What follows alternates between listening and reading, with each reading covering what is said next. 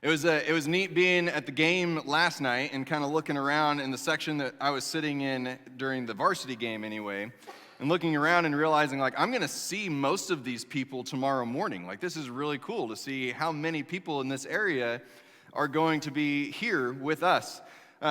Hopefully nobody felt like they had to behave differently because I was sitting amongst all of you. Hopefully you behaved as if you would normally behave. But I do want to put out a little bit of an invitation to you that what I realized last night in sitting in that area is that we do know how to make noise. We do know how to clap. We do know how to respond to things that we like and to things that we don't like. And maybe at the games we're a little bit better at responding to the things that we don't like than to the things that we do.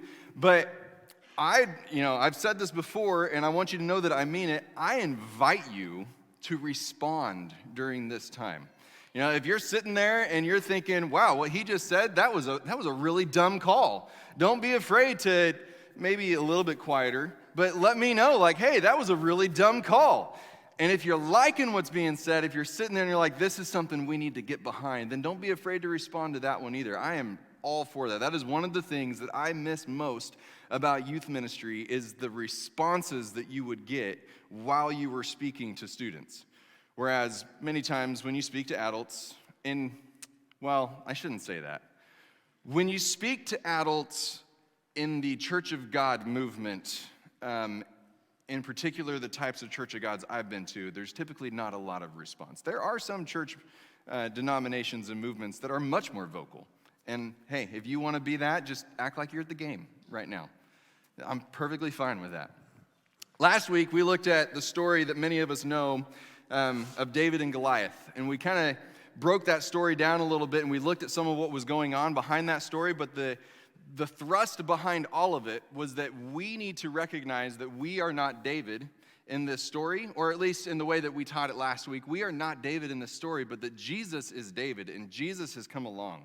And Jesus has already defeated our giants for us. Some of what it is we need to step into that belief, and then we need to continue on afterwards.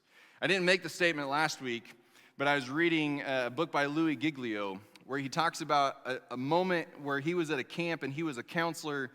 And one thing that they had to do as counselors is occasionally they had to go out into the fields and they had to chop off the heads of the rattlesnakes. Because the rattlesnakes would get really bad, especially around the bathrooms, and nobody wants to go out in the middle of the night to the bathroom and get bit on the heel by a rattlesnake just because you needed to take a leak in the middle of the night. And so kids would start to hold it, and the younger kids, that wasn't always a good thing for them to try and hold it. So the counselors would eventually have to go out there and start chopping off the heads of these rattlesnakes. But when they chopped off the head of the rattlesnake, they would pick up most of the body, and they'd go and they'd have fun, and they would burn that, or they'd cut off the rattler, that kind of stuff. But the head itself, they would have a shovel along, and they would bury the head underneath. Because the head of a rattlesnake can actually still do significant damage to you, even after it's been cut off. There is enough poison left in those fangs that it can still do significant damage. It can still kill you if you step on the head of a rattlesnake after it's already been chopped off from the rest of its body. And I love the way Louis walks through that we have an enemy that has had its head chopped off. Jesus has come along and he has defeated the giant. He has chopped off the head of the giant, just like we see in the story of David and Goliath, that ending part of the story that we don't read in the kids' Bibles. It has been chopped off, but that does not mean that our enemy is harmless at this point. And that's important for us to remember, that just because he has defeated the giant does not mean that the giant is completely harmless at this point. The general was leading his troops into a city that as his troops were looking around, this was one of those cities where they sat there and they thought, this is the type of place that we should never find ourselves being. We should never be in this spot. It was the type of place that you would go into and you would look around and you would want to make sure that you don't see anybody that you know, because you don't want anybody that you know to know that you are in this place. Never mind the whole flip side to that we never stop to think about, but they're in this place too, and so they're probably, anyway. But it was one of those places that you would avoid at all costs, that they had avoided at all costs throughout their lives. They were sitting there and they were thinking, man, if my family finds out that I've come into this spot, or Worse yet, if the religious establishment finds out that I am in this place right now, the shame and the expulsion from the family and the community that I will feel, not to mention the high risk that the troops were in and going into this city.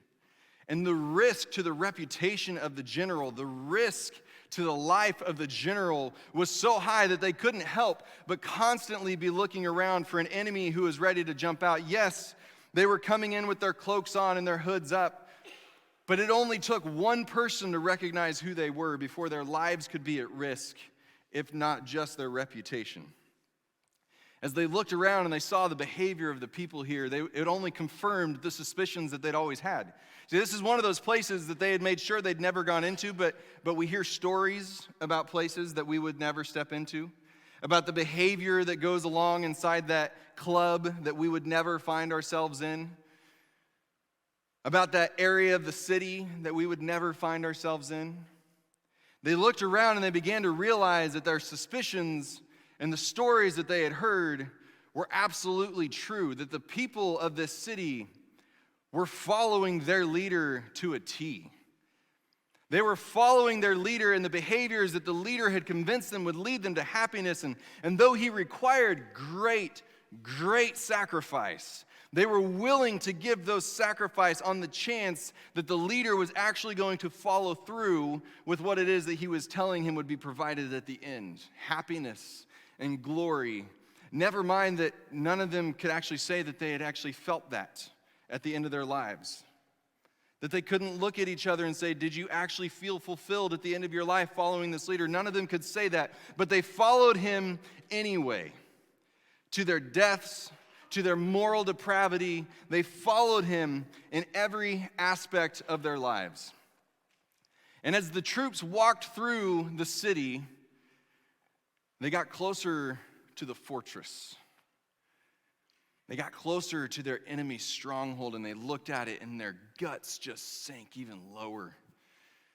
Their insides burned with anger, because as they looked at this fortress, it wasn't just that the enemy had a stronghold here. It's that the fortress itself was built by a traitor from their own midst. It was built by a man who should have been fighting right alongside them, but instead, he had given everything he had to the enemy. A man who should have been one of their own, a man who should have been their ally, they should have been able to trust him. But instead, he had turned his back on them and built up the stronghold for the enemy so that the enemy could be even stronger and so that the behavior could be even worse. And as they got closer to the fortress, they saw that the behavior did indeed get worse the closer they got. That people were more and more bold in their behaviors, more and more bold in their commitment to the enemy, which only made them want to sink even lower, hoping that nobody would see them, because they were sure that they weren't getting out of this place alive if they did. And even if they did get out alive, they were pretty sure that if anyone found out back home that they had been here, they wouldn't be alive much longer. Because nobody was going to believe that they weren't participating in the events that were going on around them. This beautiful spot, or what could have been a beautiful spot. The mountain looming behind the city, the mountain looming behind the fortress, the sheer cliff that came down. This spring should have been a fantastic place to go and to take a dip, or a fantastic place to go and to take your family, but instead it had become a place where the enemy was at one of his strongest spots. But this is where, like some other unexpected places they'd been taken, this is where their general led them. And as they stood at the base of the mountain, as they stood at the entrance to the fortress, the general finally turned and looked at them and began to ask them questions. He turned and he looked at them and he said, "What do people say about my credentials? What do people say about my leadership skills?" And one of them looked at him and quickly I jumped ahead just a little bit.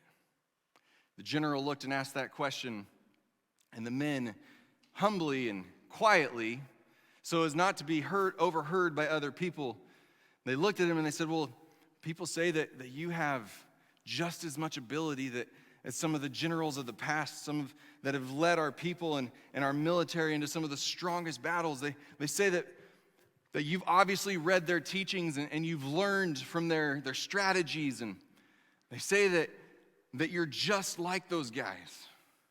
In fact, some of the more superstitious would say that maybe like you're one of them coming back and getting ready to lead us again. And the general looked him straight in the eye and he said, but what about you? What do you think about me? What do you think about my qualifications? And one of them looked at him and shoulders squared and spine straight, says, you're nothing like those generals. Because you are more talented, you are more skilled, you are higher than any of them ever were. You are the greatest general of the greatest army that could ever exist. And we will follow you anywhere. And the general looked back at that man, and he looked at the rest of them, and he says, you are absolutely correct. And what you have figured out is something that very few have figured out, and you've seen it. You've seen those who think that I'm not who I say I am. But you can see who I truly am. And that wasn't given to you from other people telling you. And then he looked at them, and they saw his eyes change. They saw the glint in his eyes. They saw his face set with that stone-cold determination and softness all at the same time. They heard the tone of his voice change as he looked at them and he gave them charge. As he looked at them and he told them, the enemy is strong here, but it is here that we will do our battle. We will not allow the enemy to grow any stronger. We will not allow the enemy to establish more fortresses like this one. We will not allow the enemy to deceive or enlist any more followers. We will not allow the enemy to be comfortable.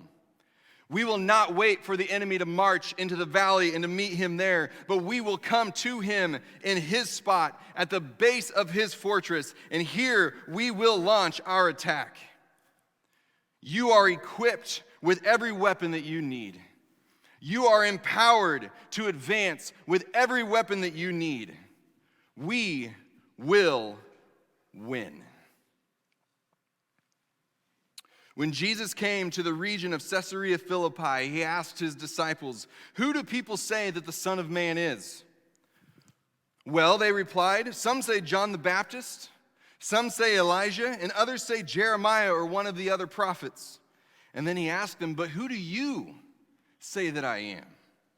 Simon Peter answered, "You are the Messiah, the Son of the living God." And Jesus replied, "You are blessed, Simon, son of John, because my Father in heaven has revealed this to you. You did not learn this from any human being. And now I say to you that you are Peter, and upon this rock I will build my church, and the gates of hell will not prevail against it. And I will give you the keys of the kingdom of heaven. Whatever you forbid on earth will be forbidden in heaven, and whatever you permit on earth will be permitted in heaven." In the year AD 33, which was a very, very long time ago, Jesus led a group of his followers into a place called Caesarea Philippi. And as we read through Scripture, it is so easy to read that and have no idea what it's about and just keep on going. Caesarea Philippi was a very significant place at that time in history. Caesarea Philippi was a city that had been built by King Herod, a Jew who should have been on Jesus' side. But it was a city that had been built in this spot in a location that had previously been known as the Temple of Pan, or Panium. Pan, one of the gods of fertility in Greek mythology. One of the gods of fertility that in the winter months would go home with other gods of fertility. And as the winter months would begin to dry up and to warm up, the people would begin to make sacrifices to these gods. Sacrifices to try and entice them to come back and to bless them, to grow their crops. We can appreciate that part of it, right? to make them pregnant so that they can have children. But these sacrifices weren't just grain sacrifices. You see, they would go up to the pool of Pan, the entrance to the cave of Pan, where the first century historian Josephus wrote at one point that the pool was so deep, the abyss was so deep that no length of cord could be lowered down to find the bottom of this pool. And it was in this spot that they would offer the animal sacrifices. It was in this spot that they would offer the human sacrifices, offering up their children so that they could grow their crops. It was in this spot that they would participate heavily in prostitution in order to encourage the gods to come back so that they would make them pregnant, so that they could have children, so that they would be fertile. It was in this spot that they would participate in acts of bestiality in order to encourage the gods to come back and to bless their animals with new babies. It was in this spot in Caesarea Philippi that the people would come forward and entice the gods to come back from the underworld in order to bless them. A place that was sometimes known as the Temple of Pan, or the Cave of Panium, or the gates of hell. And it was in this spot that Jesus led his followers, a place where no good Jewish person would ever enter. But it was in this spot that he led them in and began to address them as to what the church would stand for and what the church would do. It was in this spot that he said that the gates of hell would not prevail against the church. A place where the worship to the gods of this world was heavy and strong. He came in and he said, it is in this spot that we will launch our attack. That we will not sit back and be quiet. We will not hide, but we will come against and launch the attack so that the gods of this world will not defeat this world. Our gods are different these days. There are few places in the world where you hear about the acts that they were committing at Panium, but make no mistake, we have gods in our world. We have practices that the enemy has convinced us to follow and to participate in, to pull us away from the following of God. Some of them are much less subtle than they were at that time, but they are still there. And it is at those places that God says the church must be alive, and the church must not allow the gates of hell to prevail. As I read this story, again, it's easy to read through it and to read the 5 or 6 verses that's enclosed in it and to miss all of the significance that's going on in there. But I'm also reminded of a different day in history that's maybe a little bit more recent in history that involves this country. It was June 6th, 1944. Some of you will know exactly what I'm referencing when I reference that date. But I'd like you to hear an address that was given on that day, too. Soldiers, sailors, and airmen of the Allied Expeditionary Force, you are about to embark upon the great crusade toward which we have striven these many months. The eyes of the world are upon you. The hopes and prayers of liberty-loving people everywhere march with you. In company with our brave allies and brothers in arms on other fronts, you will bring about the destruction of the German war machine, the elimination of Nazi tyranny over the oppressed peoples of Europe, and security for ourselves in a free world. Your task will not be an easy one. Your enemy is well-trained, well-equipped, and battle-hardened. He will fight savagely. But this is the year 1944. Much has happened since the Nazi triumphs of 1940-41. The United Nations have inflicted upon the Germans great defeats in open battle, man to man. Our air offensive has seriously reduced their strength in the air and their capacity to wage war on the ground. Our home fronts have given us an overwhelming superiority in weapons and munitions of war, and placed at our disposal great reserves of trained fighting men. The tide has turned. The free men of the world are marching together to victory. I have full confidence in your courage, devotion to duty, and skill in battle. We will accept nothing less than full victory. Good luck, and let us all beseech the blessing of Almighty God upon this great and noble undertaking. It was on that day that many people say, as they look back at history, obviously they couldn't have known to the same extent that we know now, but it was on that day as people look at history that people say the war was won.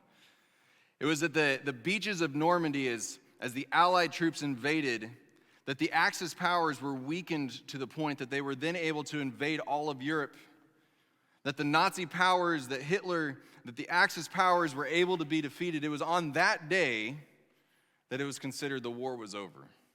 But the battles continued on.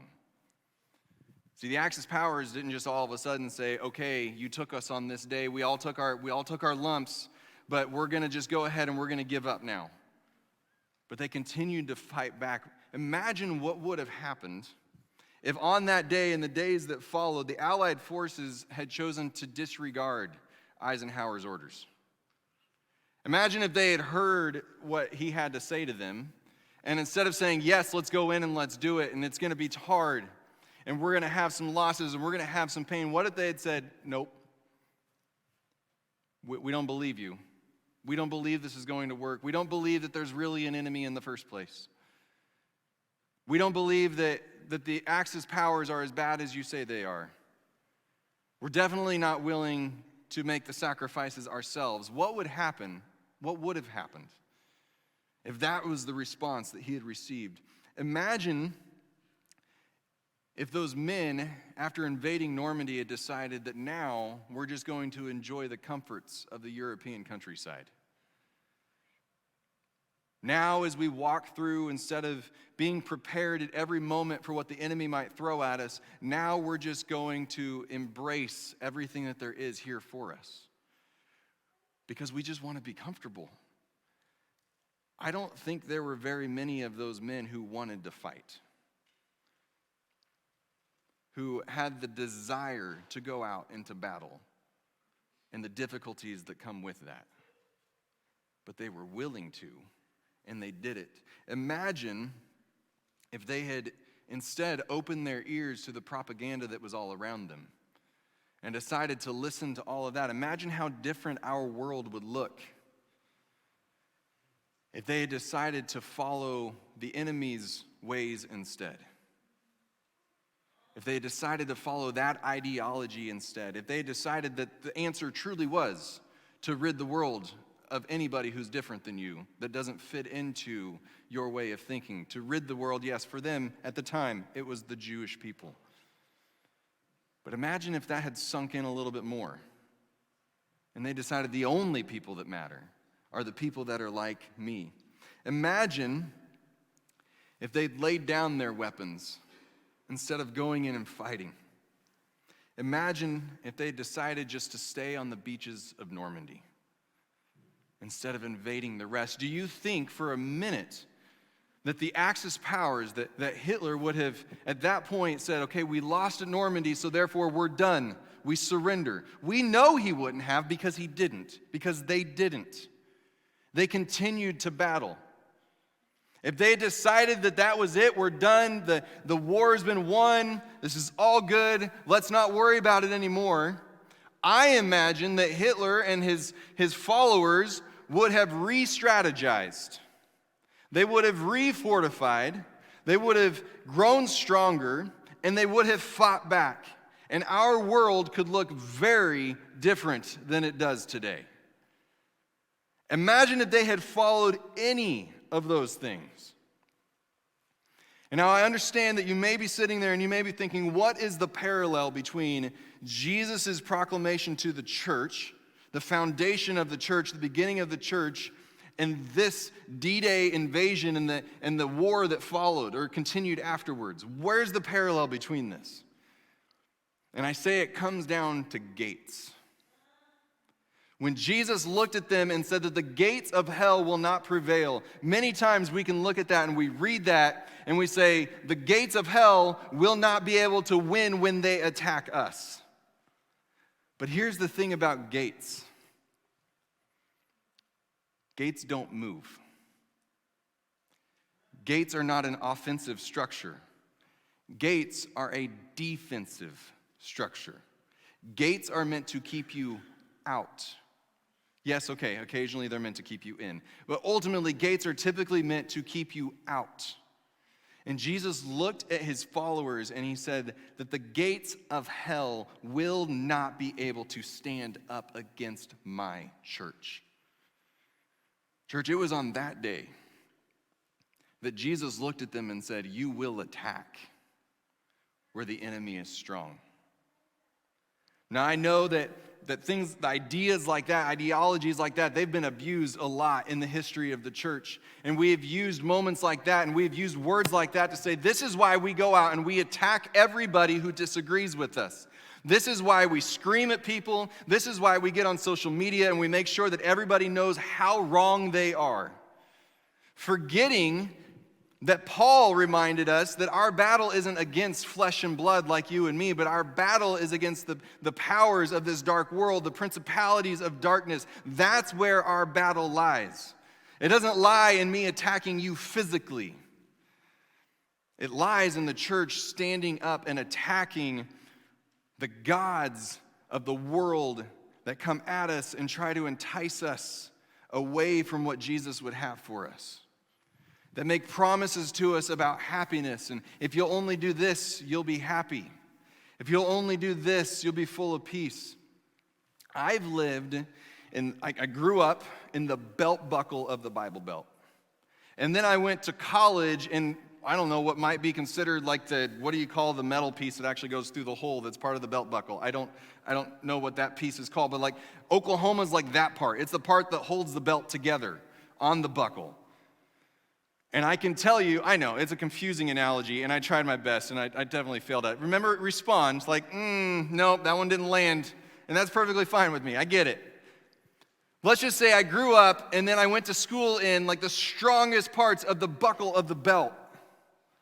And I can tell you that in those spots, the enemy was still working, and the enemy was still attacking. And I've lived in places like Fort Collins, Colorado, where it is very blatant, in places like that we don't believe in this God and we don't follow this God. We've got other ideas. And now I live in southern Indiana. And in southern Indiana, it is really easy to look at places like Fort Collins, Colorado, and be like, man, the enemy is strong there. The enemy is winning the battle there. I'm sure glad that we're stronger here and the enemy doesn't have that stronghold here. Real easy. Well, here's the flip side of that. I don't think it's true. I think the enemy's quite strong in southern Indiana. He's just a lot more subtle in southern Indiana. It's not the blatant screaming from the street corners as the Christian walks by, but it might be the screaming about personal things about the life of that ref that you disagree with and attacking him. It might be I'm going to make sure that I'm at every sporting event that comes up, but I don't know if I'm going to have time to open up my scriptures or to have a conversation with God today. See, it's much more subtle in places like this. Places like, and I pick on that one because when IU and KU played, which, by the way, who won that game again? Oh, that's right, Kansas. Just making sure we're clear on that one.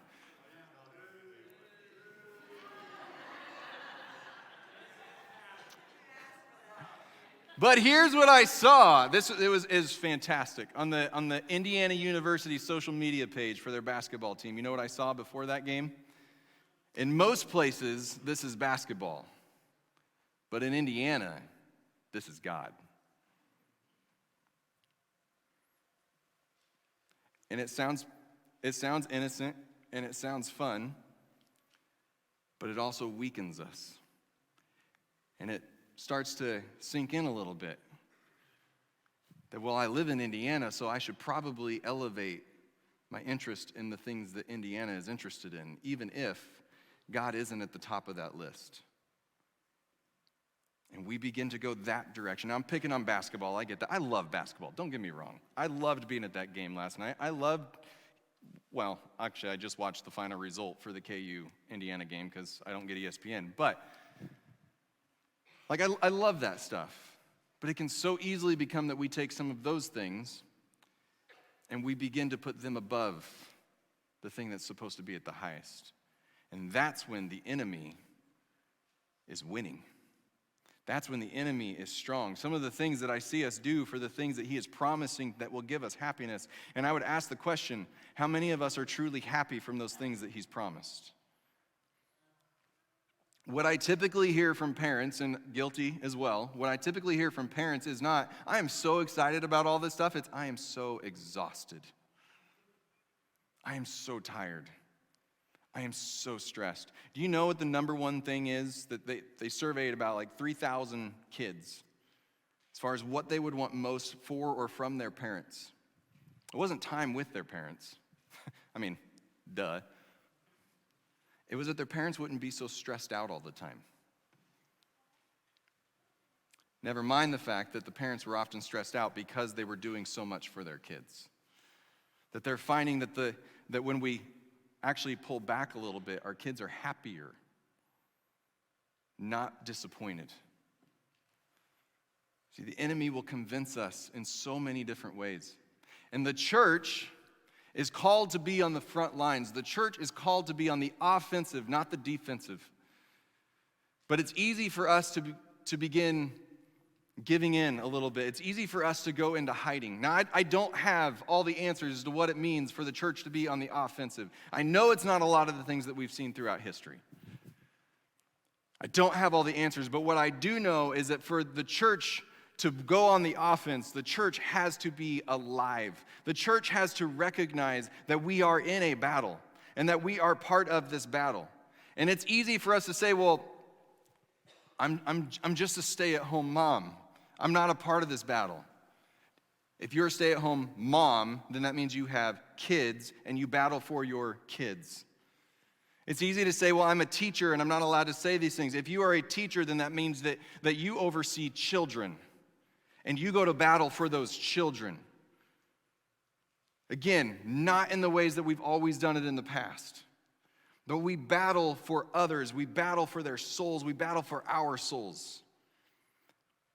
We have to recognize that we are in it and we have to be alive. The church, in order to go on the offensive, must be following Christ and not the whims of the people that are in it, not the opinions of the people that are in it, not the reputations of the people that are in it, but the people in it must be following Christ. The church must be united like Jesus prayed that we would be, not finding every excuse that we can to become divided instead.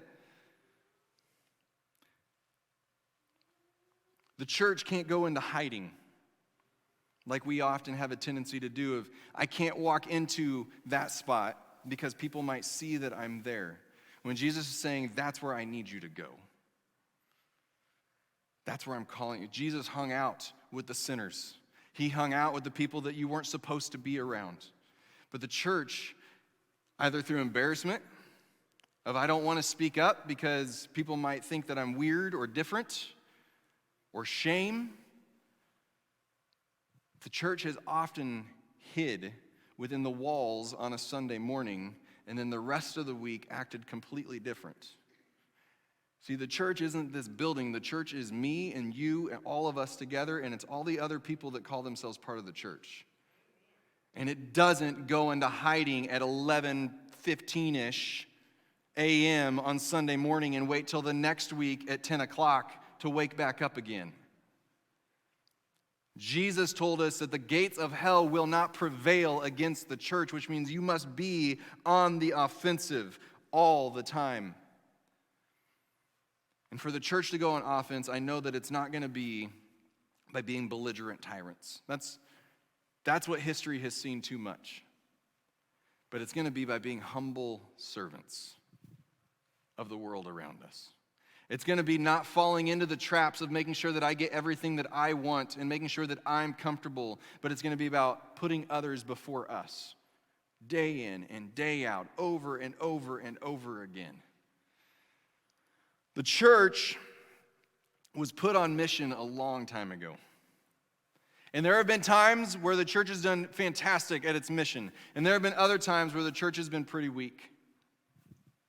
There have been times where the church has torn itself apart from the inside, and there have been times where the church has come together and it has built one another up and has become stronger as a result of it.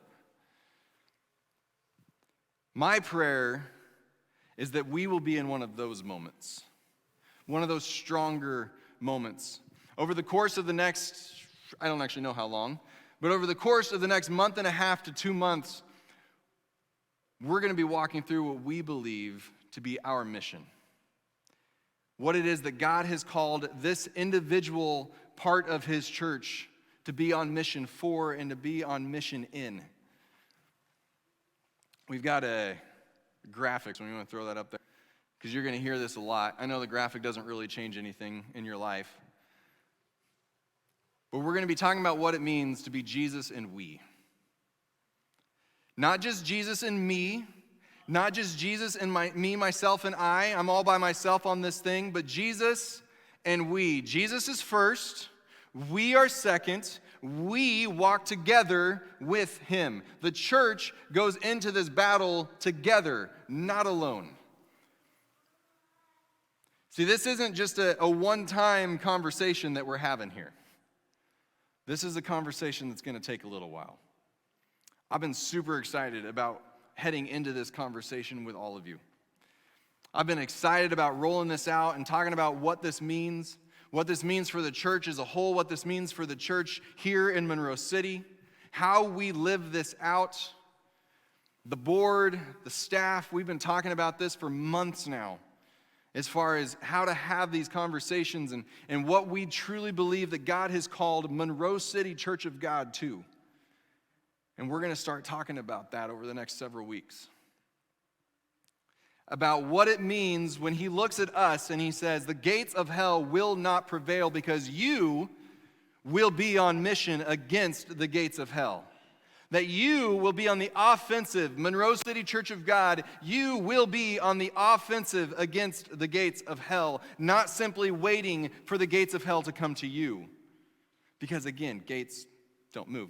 But not simply waiting for the enemy to come to you, but you will go out. And you will be alive, and you will be on mission each and every single day. And this isn't a thing for 2023. I know we've tried like the word of the year for the last 2 years, and then by like April, you never hear me say that word again. It's not one of those things. This is the mission that we believe that God has called us to that will never end. That will continue on and on and on. And that I hope you'll want to join in on that, or you'll want to continue in on that. It's going to be a great time of discovering who we are and what we're here for. And as we're doing that, one of the cool things that we're going to do with it is we're going to be launching some community groups, some life groups. And I would encourage you, be a part of one of those in some way or another. Continue those conversations beyond just Sunday morning. Go into battle with one another. Not trying to do it all by yourself. Going into battle knowing that there's somebody else with you, ready to encourage you, ready to build you up, who has your back. That's why we do things like that. Not just so we can get smarter and we can have more knowledge. Not just so that we can eat more unhealthy snacks while we're together.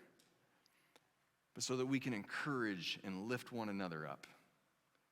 And as you hear about those, I pray that you would consider joining one of those. And if you're sitting there and you're like, I'd actually kind of like to lead one of those, well, we're still looking for some more leaders to those. So we would love to hear from you. If you're sitting there and you're going, I'd like to host one of those, but I don't want to lead it. Hey, we're looking for some of those too. You know how to get a hold of me, I think, at this point. Jesus looked at them. The general looked at them. And he said, here is your charge. Not that you will hide. Not that you will go on the defensive. but you will charge the gates of hell, and the gates of hell will not be able to stand up against you. God, thank you for being our leader, for showing us what this looks like, for